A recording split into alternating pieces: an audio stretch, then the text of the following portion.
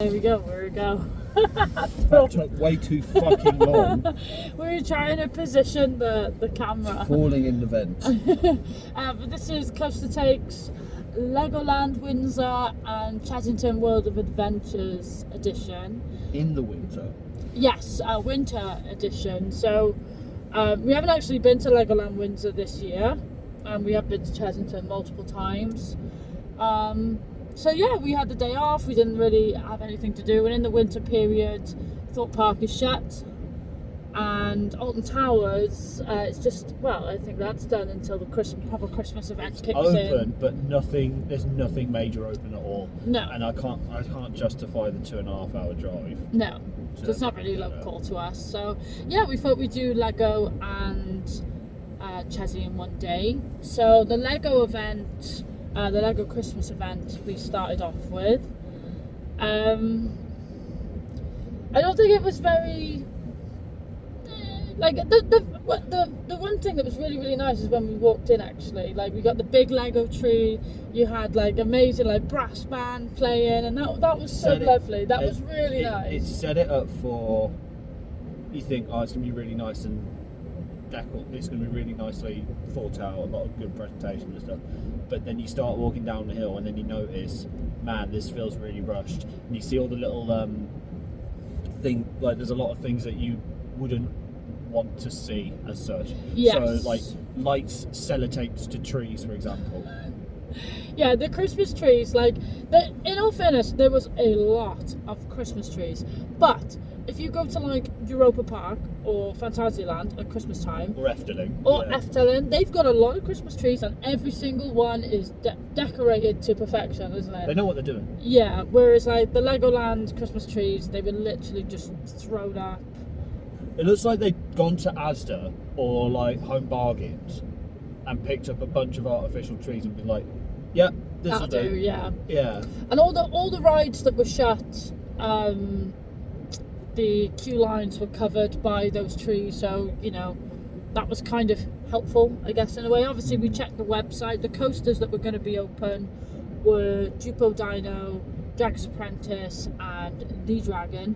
And the Dragon didn't open when we were there, did it? We were hoping to get some laps on the Dragon. My guess is because they thought it was too cold, and they think if they can't run that in, what is it, 5 degree weather, yet Fantasyland can run Taron in -11 but degrees. we can't assume that it was shut because of the cold. We can't assume that. I wouldn't be surprised though. No, I wouldn't be surprised, but yeah, we did a couple of flats, really. That's all we really did.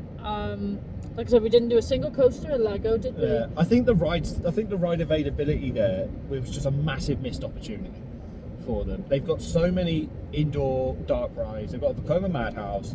They've got probably the best flying theatre on the planet, and they didn't open them. Like, it's a really big missed opportunity. You've got indoor rides that are massive, that are capacity monsters.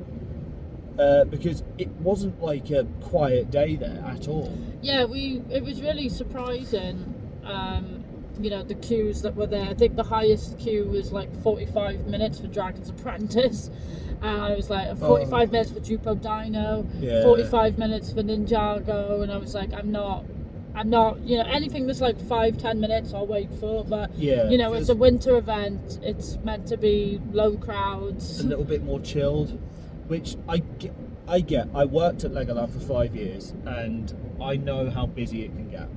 It gets slammed. I'm pretty sure it sees more people through its gates than any other UK theme park in a year. However, like, I think with that in mind, it's just like they're falling massively behind in terms of operations. Their ops were bad. In terms of operations and just general upkeep. A lot of the park was not pretty to look at. No, I wouldn't have thought so either. I thought it was I guess it is, the off-peak season, so things are, under maintenance, and there's some construction going on, but yeah, it didn't look up to standard, I wouldn't say. No. wouldn't say. I think last year when we went to Legoland to go and do it was October we went. Minifigure Speedway. Minifigure Speedway. It looked a lot nicer last year. Which, don't get me wrong, the area around Minifigure Speedway still looks really good. I know it's only a year old, but we wouldn't know because that wasn't open. That wasn't open. I can get why that wouldn't open in the winter, because even during the summer it is so close to value. I'm trying to think of what flaps we actually did. We did like the mini Ferris wheel, the Zamperla Disco. I did the carousel, which is awful, by the way. Worst carousel ever. We did the submarine deep sea adventure. Which I will say I think it was better in its last iteration than what it is now. Now it's just like, it's so disjointed. There's hardly anything in there. I liked it. I think Tom was pissed off about being in Legoland. I'm not pissed off about being in there. I get I'm not the target demographic. Neither of us are. But or maybe I am. No. Lego! No, we're not the target demographic. I can understand that, but you can get away with that if your park is good.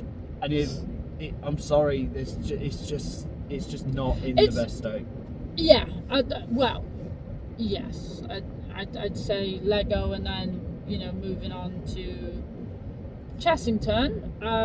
It was a night and day difference, I think, in terms of the Christmas decor. The Christmas decorations and atmosphere in Chessington, which we got to here for about 1:30. About 1:30. And they've got the wreaths, the lights, they've got animals in lights, they've got Christmas trees.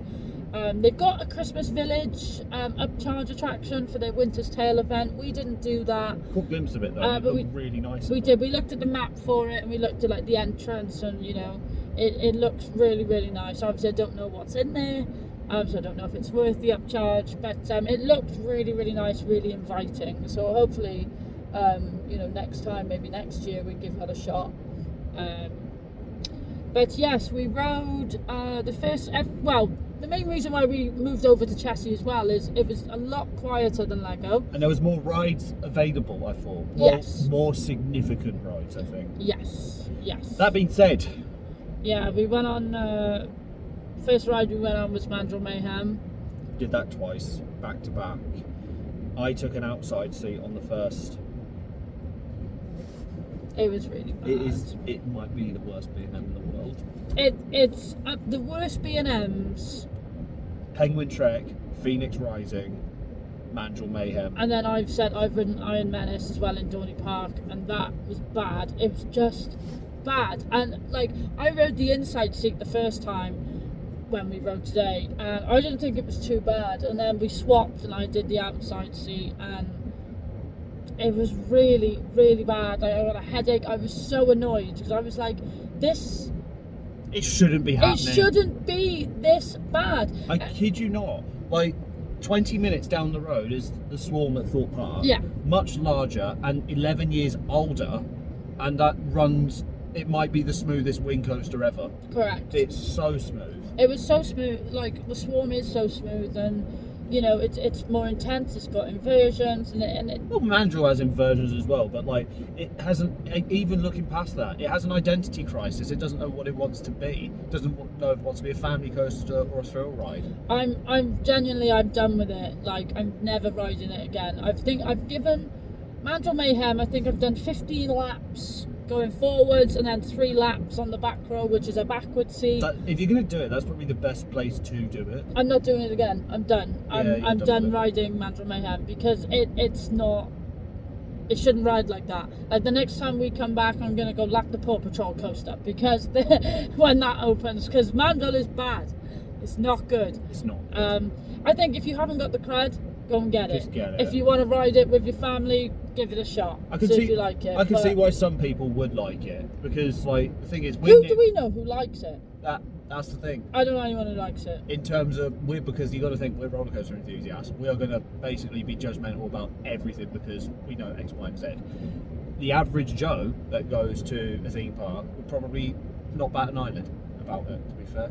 So I reckon the average Joe, the general public, they'll still say it's bouncy, which it is. You're rattling your head on it and everything. No. Yeah. Like, imagine if that had over-the-shoulder restraints. Like proper. I know it's got vest restraints, but you're still like, your head is bobbling about everywhere. It's horrible. jackhammering. No, level. it's horrible. I hate it. I didn't like it. Yeah, it's not good. Anywho, then we did. I digress. We then did Dragon's Fury. Dragon's Fury. Yes. We went. How long was that queue? I had the longest. It wasn't wait. bad. It was a 15-minute queue. The ops were a bit. Better than they were at Lego. Yes. No. Yeah. Definitely. Yeah. And we got some good spin on it. We were on the back with two other people behind us, but yeah, we had some good spin. But I just couldn't be bothered. It's a lot of hassle. The park. I think the park as a whole. I know it's the winter event, and I know it's a bit different, and I know it's a family park. And he's a high quality coaster. I'm sorry, it does. Yeah, there's only so many. Like, again, we've done a few little flats that we'd never done or things like that. But it's just like, we're leaving early. Normally we would stay until gone. Park closed, lapping. 3:40 now. The park's open for another hour and 20 minutes. Yeah. We're just sort of done. Like, I guess both parks, you know, in hindsight, we are Merlin pass holders, so we came to these parks for free. You know, technically, but if I was somebody who'd come and paid for my day here today as a singular ticket, I wouldn't be very happy. Right. You know, and then, like, it's crazy. Like, the queues for coffee and food, they were longer than the actual ride queues. Weren't they? It was mental. Dreadful. You know, so again, when we left Lego, we didn't eat there. We got food on the way to Chessington. But yeah, I just think the UK parks at Christmas time, they just don't. If you want to go to a theme park at Christmas time, literally the three you want to go to: Phantasialand, Europa Park, Efteling, I think. Probably Disneyland Paris. Or Disneyland Paris. Disneyland Paris, but obviously Disney parks, they smash all seasonal events. Same on the here. water. Or go. I know it's not really a Christmas event there, but the fact is they're still open. Go to the parks go to Portaventura. Go to the parks in Madrid. They'll still be open. You know, you'll have more fun there. I think it just shows. I think the UK's not ready for it. Yeah, I can sort of agree with you with that. So yeah, I'm glad we've came. We haven't seen the Christmas events. Like, last year we did like all of the Merlin Parks Halloween events. So this year we've tried to get in the Christmas events. Obviously Thorpe is shut, and Alton Towers is certainly not worth the 2.5 hour drive just to go to see BB's Land. The only one you could maybe argue is Drayton Manor. Yes, we may go to Drayton Manor. We're not too sure, so we'll figure that out. Watch this space.